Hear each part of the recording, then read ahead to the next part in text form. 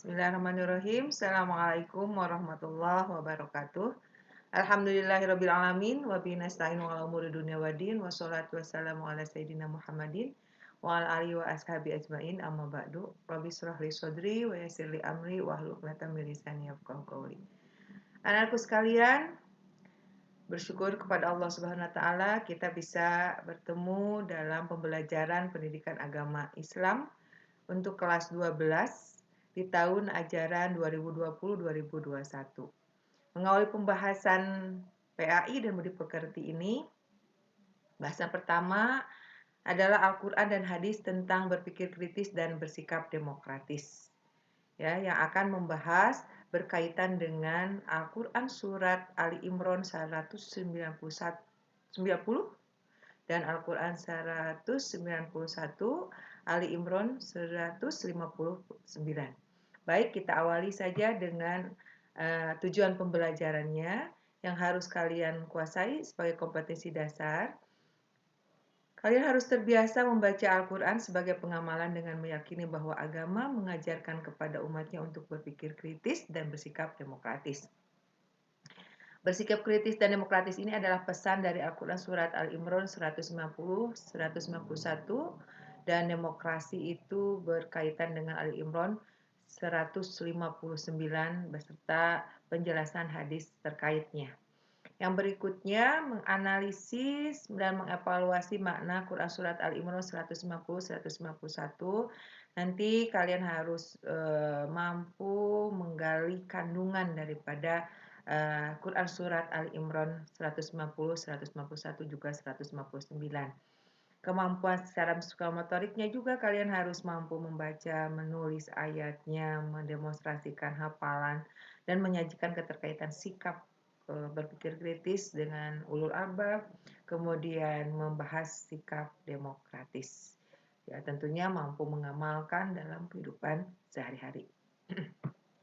Baik, kita awali saja dengan membaca bersama Al-Quran surat Ali Imran ayat 190, 191. أعوذ بالله من الشيطان الرجيم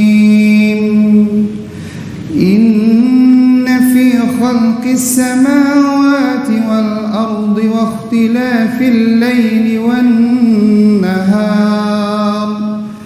لآيات لأولي الألباب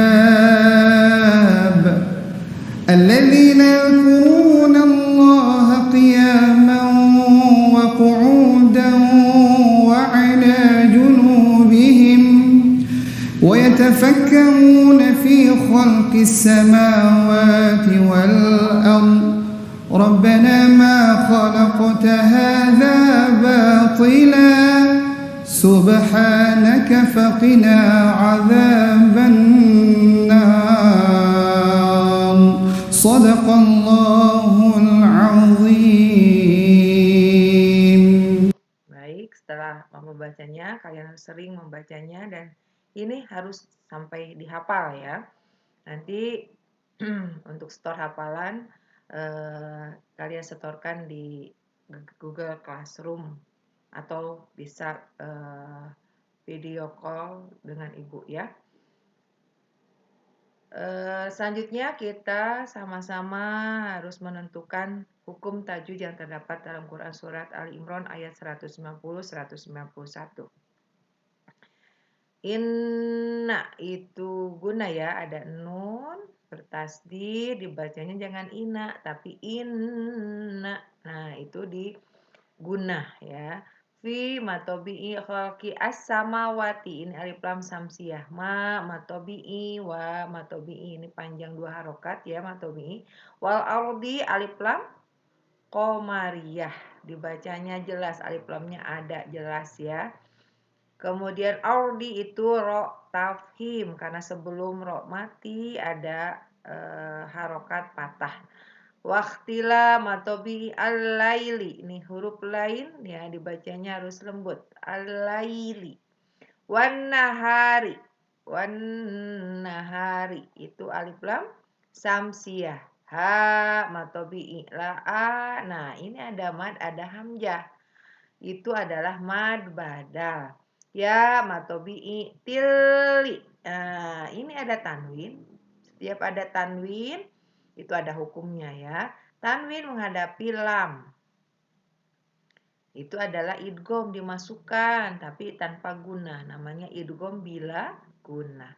Yang berikutnya al-bab, alif lam koma ria. Al-bab. Nah, ini ada ba mati di akhir kalimat ya karena diwakofkan. Maka itu masuknya hukum qalqalah, dipantulkan membacanya. Karena ini matinya diwakofkan di akhir kalimat, maka itu masuk qalqalah kubro, dimantulkannya agak besar.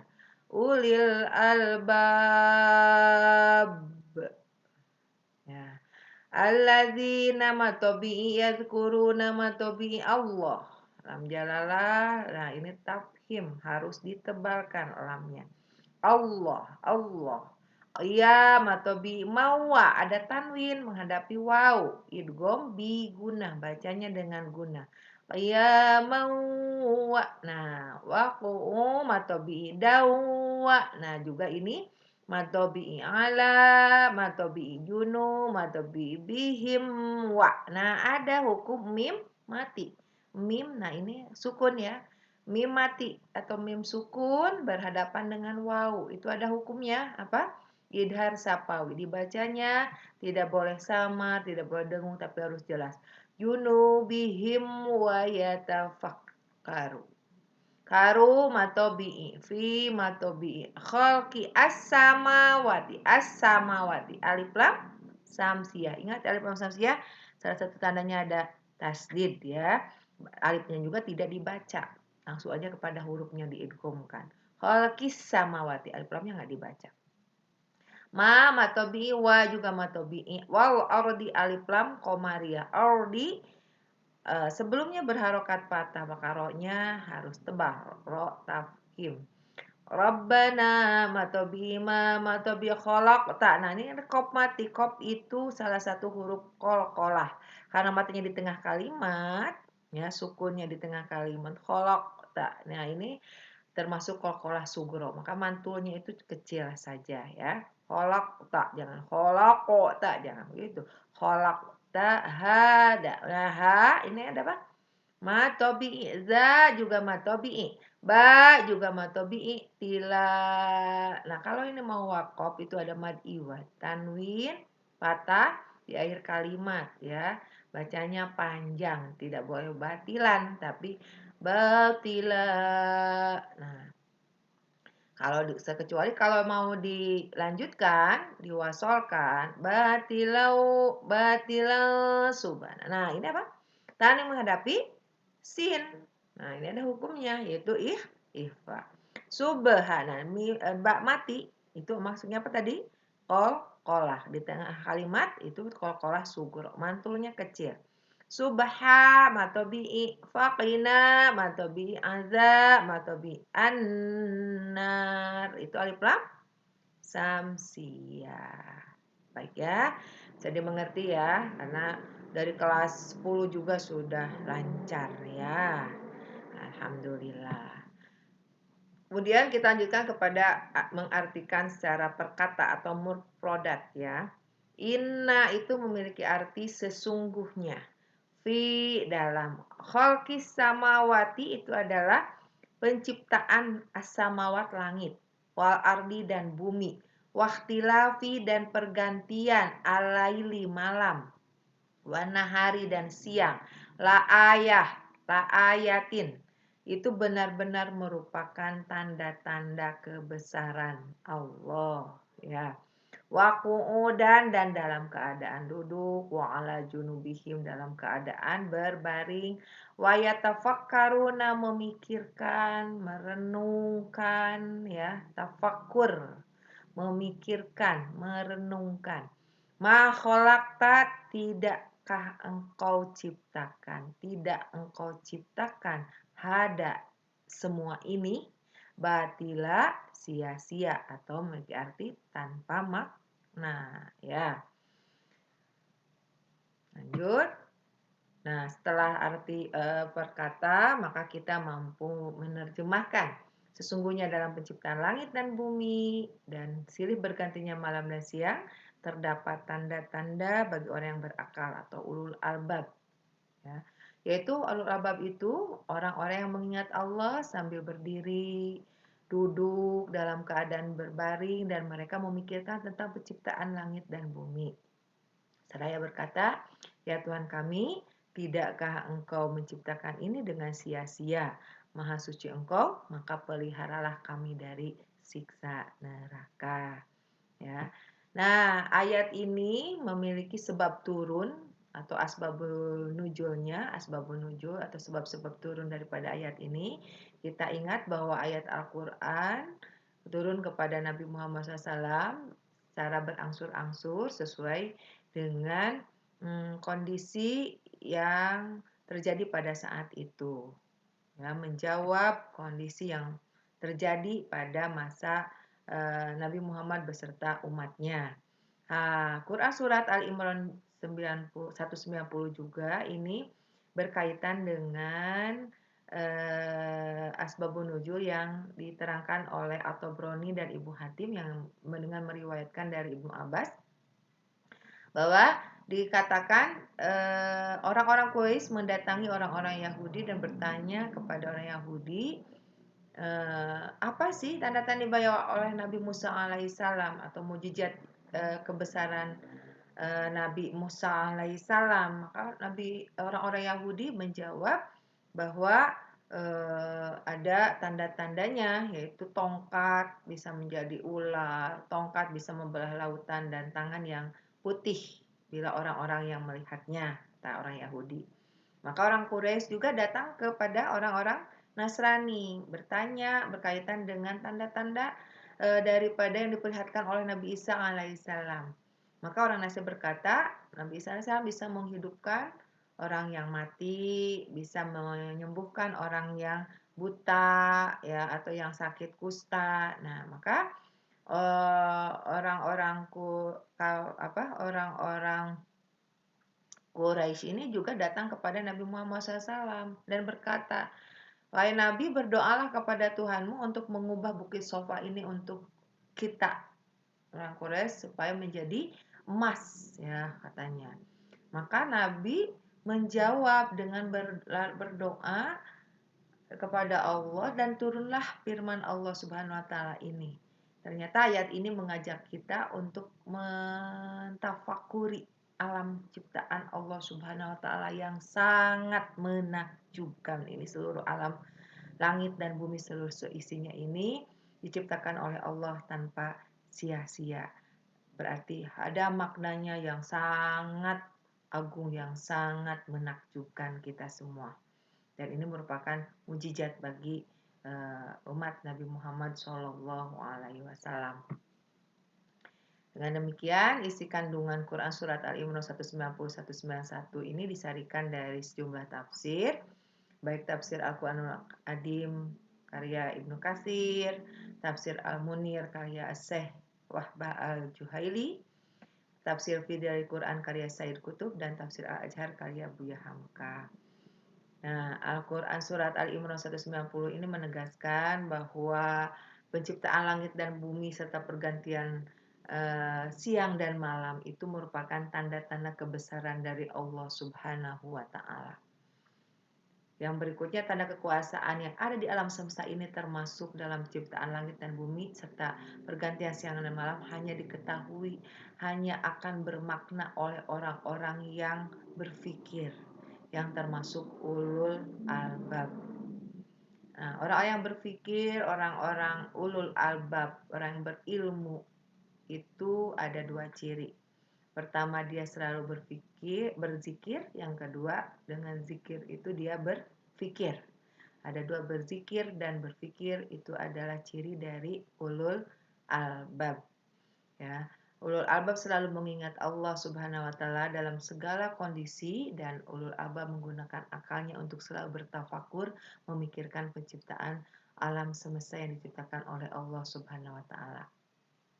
Tafakur atau berzikir akan mengantarkan pada kesimpulan bahwa Allah menciptakan alam semesta Dan segala seisinya ini tidak ada yang sia-sia. Semuanya ini bermakna dan bermanfaat. Tafakur atau berpikir akan melahirkan kedekatan kepada Allah Subhanahu wa taala dan mengakui bahwa Allah itu sangat besar. Kita makhluk itu hanya mampu memikirkan ciptaan daripada Allah Subhanahu wa taala. Kita tidak akan mampu memikirkan zat Allah. Memikirkan ciptaannya saja ini sangat bermakna dan melahirkan banyak ilmu, ya. Ilmu yang ada di langit, ilmu yang ada di bumi, itu berbagai macam ilmu sehingga manusia bisa menggunakan potensi akalnya. Dengan potensi akal yang digunakan, manusia bersyukur sehingga akan meningkatkan kedekatan kepada Allah dan manusia pasti akan senantiasa berzikir. Ingat, ciri utama ulul albab adalah berzikir dan berpikir. Lanjutkan kepada Al-Quran Surat Ali Imran 159.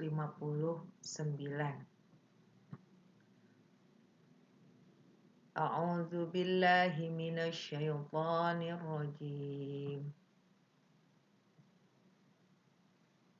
فبما رحمة من الله لنت لهم ولو كنت فظا غليظ القلب لانفضوا من حولك فاعف عنهم واستغفر لهم وشاورهم في الأمر فإذا عزمت فتوكل على الله إن الله يحب المتوكلين. Shadaqallahul azim. Baik, kita lanjutkan semuanya untuk mengamati ayat ini. Kita tentukan hukum-hukum tajwidnya. Yang seperti yang dibaca tadi itu menggunakan kaidah-kaidah tajwid sehingga membacanya ketika membaca dengan menggunakan tajwid didengarnya juga enak, ya. Wajilat qulubuhum, akan bergetar bagi orang yang mendengarkannya karena Al-Qur'an itu adalah mukjizat, ya. Fabima, ada hukum matobi, rahmatim, nah ada tanwin menghadapi mim, itu apa? Timmi dimasukkan idgham tapi menggunakan gunnah, maka idgham bi gunnah. Allah itu tebal, ya, lamnya lam jalalah sebelumnya berharkat patah maka tebal membacanya karena lam tafhim. Lilta disamarkan bacanya karena ikhfa, nun mati, nah ini nun sukun berhadapan dengan ta. Lahum wa, mim mati berhadapan dengan waw, itu adalah diidharkan, idhar safawi. Walau huruf lain, atau ada yang menyebutkan mad lain, ya. Atau ada yang huruf lain itu di tengah kalimat, kalau mad lain itu di akhir kalimat karena membacanya panjang, ya, mad itu panjang. Min syai', ya, itu mad lain. Kalau ini huruf lain. Kuta, nun mati berhadapan dengan ta, samar bacanya ikhfa. Fadon go itu tanwin menghadapi gin, itu idhar. Golido matobi'i au qalbi, alif lam qamariyah. Lafaddu, nah, nun mati, nun sukun berhadapan dengan fa, ikhfa. Faddu matobi'i min hau, nah, nun mati menghadapi ha, apa? Idhar. Hau, harap lin. Fa'fu anhum, nun mati menghadapi ha, itu idhar. Bacanya jelas, anhum. Wastaghfir lahum, nah ini seharusnya ada hukum ro. Sebelumnya berharokat kasroh, ro apa? Taraqiq, ya, itu tipis. Wastaghfir lahum. Lahum wa. Ini ada mim mati berhadapan dengan wawu, itu idhar safawi. Wasya matobi wirhum, ini tarqiq hum fi. Nah, jangan hum fi tapi hum fi, idhar safawi. Fil amr. Nah, ini alif lam koma ria. Amri. Nah, mim mati menghadapi ro, itu idhar safawi.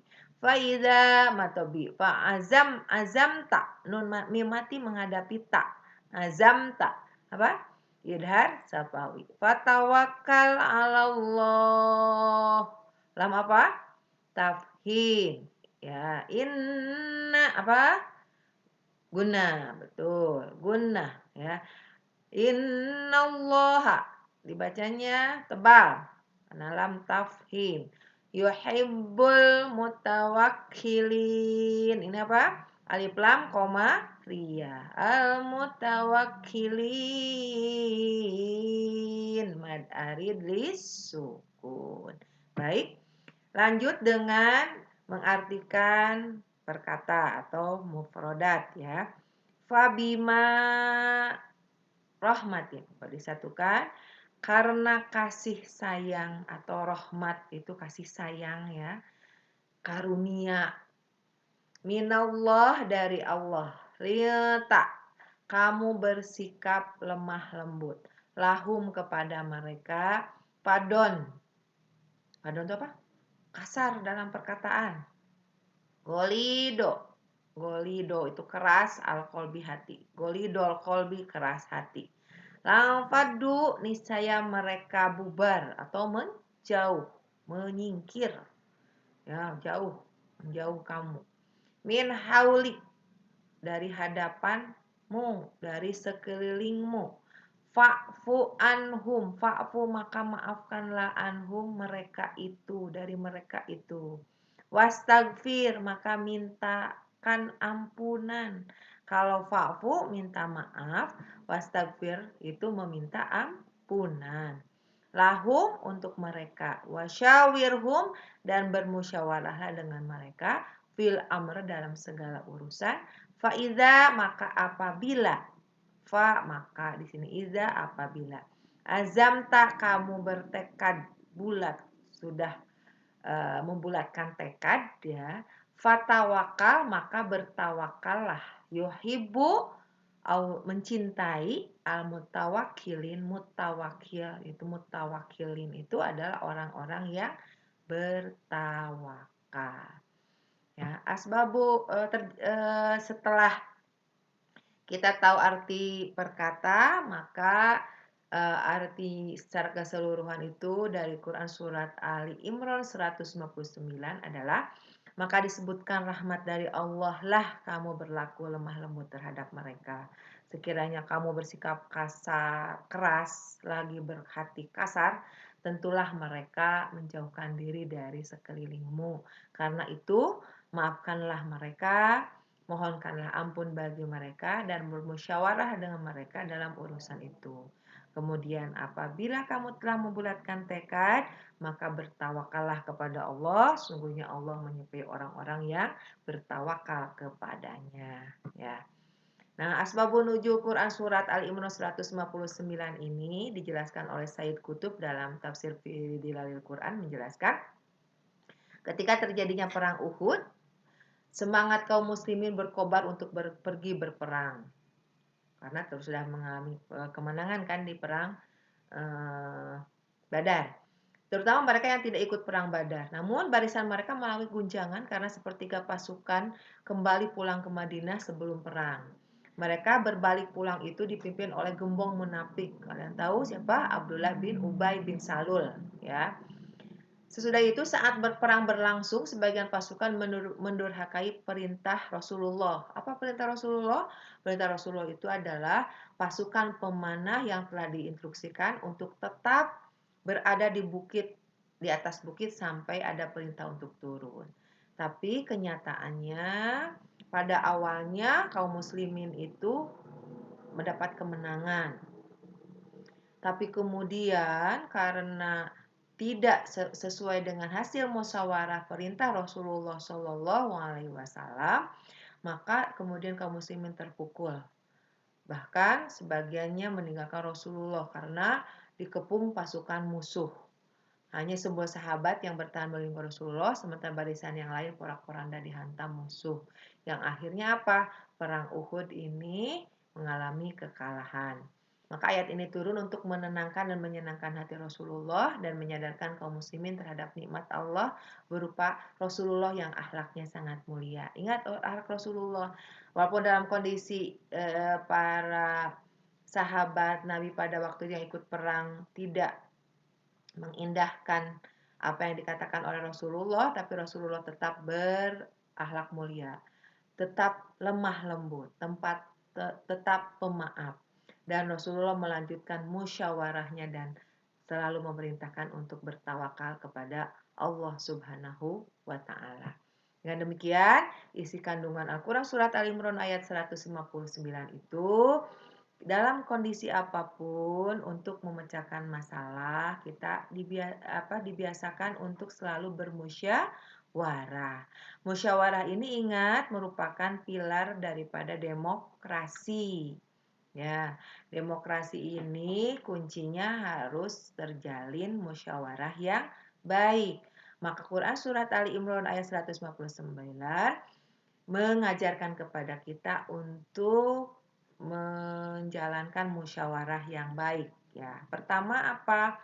Ketika bermusyawarah kita harus bersikap lemah lembut, hindari tutur kata yang kasar, apalagi yang menjadikan tidak mau menerima pendapat orang lain atau bersikap keras kepala. Ya, maka kalau keras kepala kemudian bersifat kasar, tentunya orang yang berada di sekeliling kita itu akan menghindar dan musyawarah tidak akan terjadi. Nah, apabila ada perbedaan pendapat, berselisih paham, ya, maka kita harus bersedia membuka diri dengan memberi maaf, ya. Karena ketika kita bersedia membuka diri, maka kecerahan pikiran hanya dapat hadir dengan sirnanya kekerasan hati, serta menghindarkan dendam, menghindarkan kebencian. Apabila terjadi itu, ya, maka mohon ampunlah kepada Allah Subhanahu wa taala. Jika sudah diputuskan hasil dari musyawarah secara mufakat, maka kita bulatkan tekad dan kita akhiri dengan selalu bertawakal kepada Allah. Ya, jadi ada 3, kita harus bersifat lemah lembut. Apabila terjadi kesalahpahaman, kita harus bersikap meminta maaf dan memohonkan ampun kepada Allah, dan kita membulatkan tekad kemudian kita bertawakal. Jadi dalam pembahasan berpikir kritis dan sikap demokratis, kita mengamalkan Al-Qur'an surat Ali Imran ayat 190, 191 dan Ali Imran 159. Mudah-mudahan kita bisa melaksanakan pembelajaran berikutnya dengan berdiskusi berkaitan dengan kandungan Quran surat Ali Imran ini yang akan menampilkan sikap yang harus kita lakukan, mengamati apa yang ada di lingkungan sehingga melahirkan satu pengetahuan kepada kita yang benar-benar pada akhirnya kita amalkan dalam kehidupan sehari-hari. Tetaplah berpegang teguh kepada Al-Quran dan hadis sebagai orang yang beriman untuk senantiasa meningkatkan ketakwaan kita kepada Allah Subhanahu wa taala. Semoga apa yang disampaikan kepada kesempatan hari ini bisa bermanfaat, dan ingat untuk tahap berikutnya sebelum diskusi minggu berikutnya kalian harus mampu menyetorkan hafalan terlebih dahulu. Boleh di Google Classroom nanti atau video call ke WA Ibu ya untuk menyetorkan hafalan Al-Quran surat Ali Imran 190, 191 dan 159. Demikian, marilah kita tutup pembelajaran hari ini dengan doa akhir majlis. Subhanakallahumma wa bihamdika asyhadu an la ilaha illa anta astaghfiruka wa atubu ilaik. Billahi taufiq wal hidayah. Wassalamualaikum warahmatullahi wabarakatuh.